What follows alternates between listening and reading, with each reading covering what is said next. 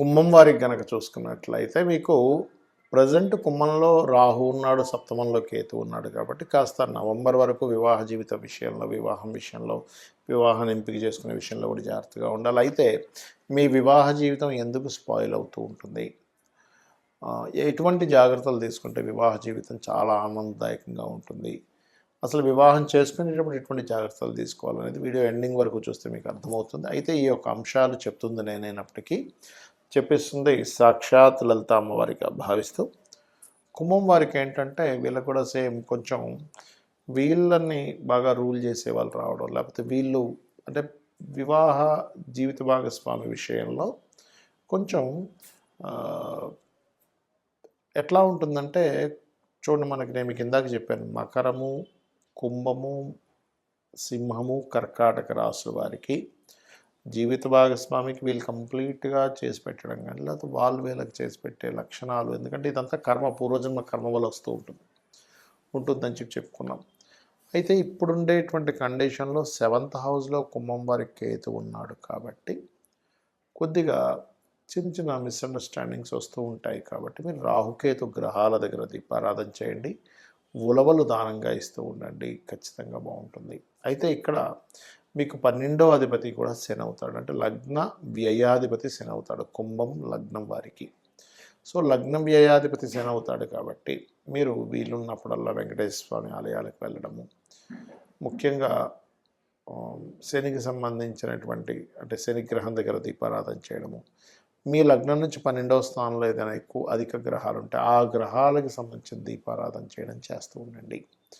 మరియు ఆ గ్రహాలకు సంబంధించిన దానం కూడా ఇవ్వచ్చు, అందులో ఎటువంటి తప్పు లేదు. దీంతోపాటు ఓం శివకామేశ్వరంకస్త శివాస్వాధీన వల్లభాయే నమః అనే మంత్రం చేయండి, ఖచ్చితంగా బాగుంటుంది. మరియు దీంతోపాటు మీరు ఎప్పుడైనా సరే మీకు ఎప్పుడైనా ఇబ్బంది వస్తే కనుక బాగా ఏజ్డ్ పర్సన్స్ వల్ల, లేకపోతే ఒక వర్క్ వల్ల, కెరియర్ వల్ల మీకు మిస్అండర్స్టాండింగ్స్ వస్తుంటాయి. అంటే కెరియర్లో సెటిల్ అవ్వలేదనో, లేకపోతే కెరియర్ సంబంధించిన విషయం వల్లే ఇద్దరు విడిపోవడమనో, లేకపోతే ఇద్దరి మధ్యన గొడవలు రావడం జరుగుతుంది. కాబట్టి కెరియర్ విషయంలో చాలా కేర్గా ఉండగలిగితే మీకు ఎటువంటి ఇబ్బంది అనేటువంటిది రాదు. ఇక్కడ వివాహం చేసుకునే విషయము మరియు ఈ మ్యాచింగ్ చేసేటువంటి విషయాల్లో ఖచ్చితంగా కొన్ని జాగ్రత్తలు తీసుకోవాలి. అప్పుడు 100% మీ యొక్క వివాహ జీవితం 100% ఆనందంగా దాయకంగా ఉంటుంది. అదేంటో చెప్తాను. పాయింట్ నెంబర్ 1, మీరు వివాహం చేసుకునేటప్పుడు పాయింట్స్ మాత్రం చూస్తారు చాలామంది. 36 పాయింట్లకి 18 కలిసాయి, ఆ 18 నుంచి ఎంత ఎక్కువ వస్తే అంత బాగుందని ఫిక్స్ అవుతారు. అలా అయితే కనుక ఇక పాయింట్స్ కలిసిన వాళ్ళు ఎవ్వరు కూడా విడిపోకూడదు. కానీ సొసైటీలో ఏం జరుగుతుంది, పాయింట్స్ కలిసిన వాళ్ళేమో కొంతమంది విడిపోతూ ఉన్నారు, పాయింట్స్ కలవని వాళ్ళు కూడా అక్కడ కలిసి ఉంటున్నారు. అంటే దీన్ని బట్టి దీనికి కారణం ఏమిటి, పాయింట్స్ అనేది బేసిక్ లెవెల్ వరకే.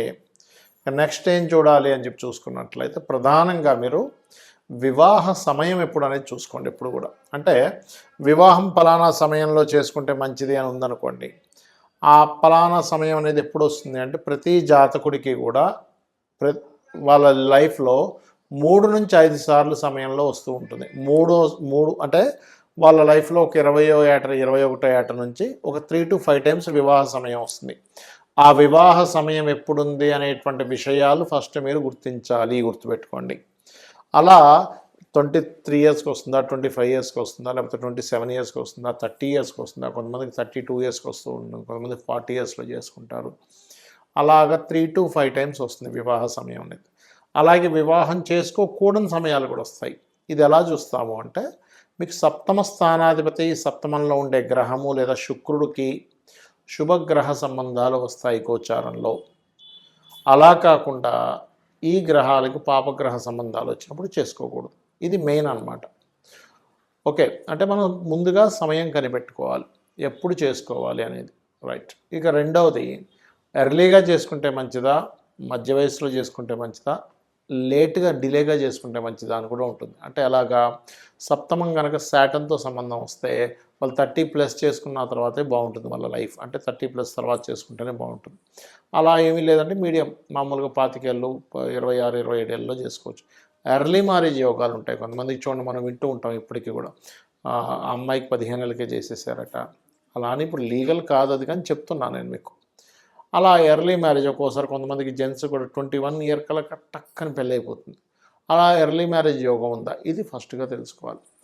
ఇక మూడో విషయం ఏంటంటే ఇక్కడ మీరు ఎప్పుడూ కూడా వివాహం సమయం విషయంలో కేవలం పాయింట్స్ మాత్రమే కాకుండా వాళ్ళిద్దరి జన్మజాతక చక్రాల్లో మూన్ యొక్క స్టార్‌ని బట్టి పాయింట్ ఒకటే కాకుండా ఆ మూన్ స్టార్స్ మిత్రులా, శత్రువులా అనేది కూడా చూసుకోవాలి. అంటే వాళ్ళు కనుక మిత్రులు అనుకోండి, అప్పుడు వాళ్ళిద్దరి మధ్యని మనసులు బాగా కలుస్తాయి.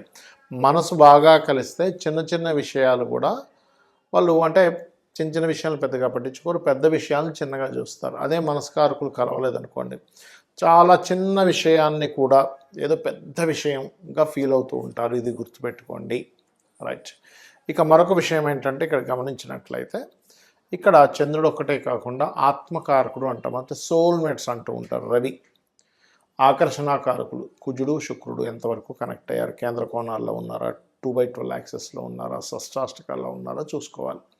దీంతోపాటు జీవకారకుడైన గురువు, కర్మకారకుడైన శని మరియు కమ్యూనికేషన్స్ ఈజ్ మోస్ట్ ఇంపార్టెంట్ వివాహాలను. అంటే ఒకరు చెప్పింది ఒకరు వినాలన్నా, ఒకరు చెప్పింది ఒకరికి అర్థం అవ్వాలన్నా సరే కమ్యూనికేషన్స్ కారకుడు చాలా బాగుండాలి, గుర్తుపెట్టుకోండి. అలాగే మరొక విషయం ఏంటంటే ఇక్కడ గమనించినట్లయితే ఈ యొక్క కాంబినేషన్స్ ఇవన్నీ ఒక ఎత్తు అయితే మీరు ఎవరినైతే వివాహం చేసుకుంటారో అది అమ్మాయిని కావచ్చు, అబ్బాయిని కావచ్చు, ఆ వివాహం చేసుకునే వ్యక్తి యొక్క జన్మజాతకంలో ఆఫ్టర్ మ్యారేజ్ తర్వాత ఎలా ఉందని తెలుసుకోవాలి. మనం కూడా చూడండి, సినిమాల్లో ఒక వ్యక్తి ఎవరినో ఇష్టపడ్డారు, వివాహం చేసుకొని ఎండ్ కార్డు పడుతుంది. కానీ వివాహం విషయంలో అలా కాదు. వివాహం నుంచే అసలు సినిమా స్టార్ట్ అవుతుంది. కాబట్టి ఏంటి, మనం వివాహం విషయంలో చూడవలసింది ఏంటి, మ్యారేజ్ చేసుకునేటప్పుడు ఆఫ్టర్ మ్యారేజ్ తర్వాత ఎలా ఉంది అని చూసుకోవాలి. దీన్ని మనం ఆఫ్టర్ మ్యారేజ్ తర్వాత అనేటువంటిది 12వ స్థానంలో ఉంటుంది. కాబట్టి 12వ అధిపతి ఎవరయ్యారు, 12వ స్థానంలో ఏ గ్రహం ఉంటే ఏ దానాలు ఇవ్వాలి. ఉదాహరణకి రవి ఉన్నాడు అనుకోండి, గోధుమలు ఇవ్వండి. చంద్రుడు ఉన్నాడు ఉదాహరణకి మీకు బియ్యం దానంగా ఇస్తూ ఉండాలి. కుజుడు ఉన్నాడు, ఎక్కువ గొడవలు అవుతూ ఉంటాయి, కందులు దానంగా ఇస్తూ ఉండాలి. అలా కాకుండా బుధుడు ఉన్నాడు అనుకోండి, మిస్కమ్యూనికేషన్స్ ఇలాంటివి జరుగుతూ ఉంటాయి, అప్పుడు పెసలు దానంగా ఇస్తూ ఉండాలి. లేదండి గురువు ఉన్నాడు, శనగలు ఇవ్వచ్చు. శుభగ్రహమే కదా, అంటే శుభగ్రహం ఉన్నప్పటికీ కూడా 12వ స్థానంలో అది పాడైతే కనుక ఇబ్బందులు ఇస్తూ ఉంటుంది.